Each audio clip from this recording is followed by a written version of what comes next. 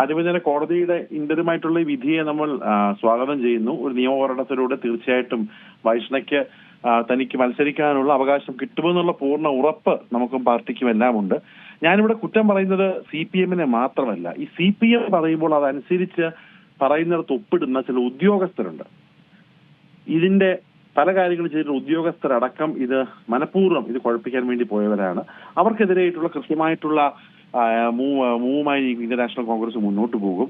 ഒരു ഉദ്യോഗസ്ഥൻ കണക്കുകളെല്ലാം തെളിവുകളും രേഖകളും, ആ കുട്ടി ജനിച്ച വീട്ടുകാർ എത്രയോ കാലങ്ങളായി വോട്ട് ചെയ്യുന്ന സ്ഥലം, ആ കുട്ടി രണ്ട് തവണ നിയമസഭയിൽ വോട്ട് ചെയ്ത സ്ഥലം എന്ന് മാത്രമല്ല ആധാർ കാർഡും പാസ്പോർട്ടും ഒക്കെ ഒരു അഡ്രസ്സ് കാണിച്ചിട്ടും അവിടുത്തെ താമസക്കാരിയല്ല എന്ന് പറഞ്ഞ് ആ കുട്ടിയുടെ വോട്ടിനെ തിരുത്താൻ നോക്കുന്നതിനെ കുടപിടിച്ച സർക്കാർ ഉദ്യോഗസ്ഥർ, ആ കുടപിടിച്ച സർക്കാർ ഉദ്യോഗസ്ഥരാണ് ഇതിനകത്ത് ഒന്നാം പ്രതി. CPM പിന്നെ അവർ ഭയപ്പാട് കൊണ്ട് പല രീതിയിലുള്ള കാര്യങ്ങൾ പലയിടത്തും ചെയ്യുന്നുണ്ട്.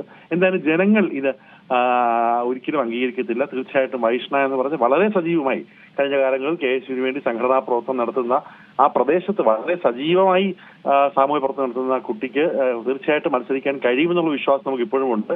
വരും ദിവസങ്ങളിൽ കോടതിക്കകത്ത് ഇനിയും മറ്റെന്തെങ്കിലും വാദവുമായി ഇനിയും സർക്കാരിന് ആളുകളും പോവുകയാണെങ്കിൽ അതിനെ കൂടെ കോടതി കൂടുതൽ രൂക്ഷമായി വിമർശിക്കുന്നതാണ് എന്റെ വിശ്വാസം. എന്തായാലും കോടതിയുടെ ഇപ്പോൾ നൽകിയിരിക്കുന്ന ആ സഹായത്തിനുള്ള എല്ലാം നന്ദി പറയുകയാണ്. തീർച്ചയായിട്ടും അവസാന വറ്റം വരെ ഇന്ത്യൻ നാഷണൽ കോൺഗ്രസ് വൈഷ്ണയോടൊപ്പം ഉണ്ട്, നമ്മളെല്ലാവരും ഉണ്ട്. ഏറ്റവും പുതിയ വാർത്തകളും വിശേഷങ്ങളും വിരൽത്തുമ്പിലറിയാൻ സീ മലയാളം ന്യൂസ് എല്ലാ ഡിജിറ്റൽ പ്ലാറ്റ്ഫോമുകളിലും ലഭ്യം.